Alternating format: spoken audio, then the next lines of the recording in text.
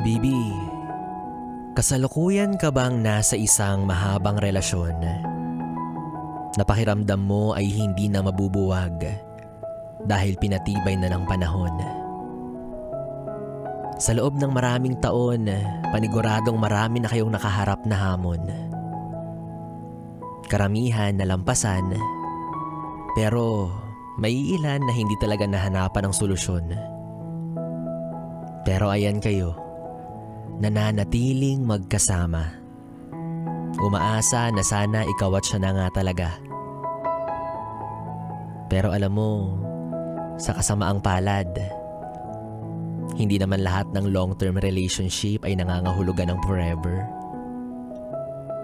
Malungkot isipin pero kahit gaano pa kayo katagal, may posibilidad pa rin talaga na mabuwag kayo.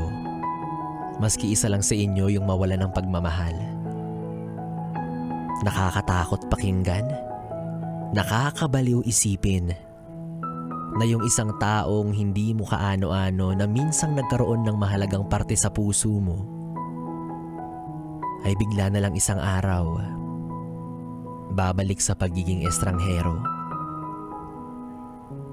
Paano nga ba lampasan yung ganong sakit? O hindi naman kaya, paano ba umiwas sa posibilidad na yung mahabang relasyon ninyo ay masira? Alam mo, kahit gaano pa kayo katagal, basta once maramdaman mong ayaw niya na sa'yo at aalis na siya, payagan mo na.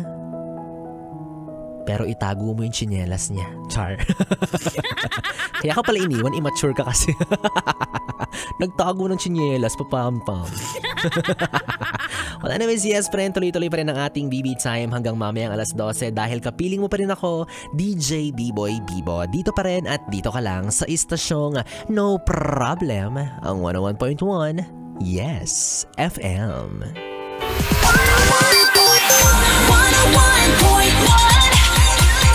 Yes FM.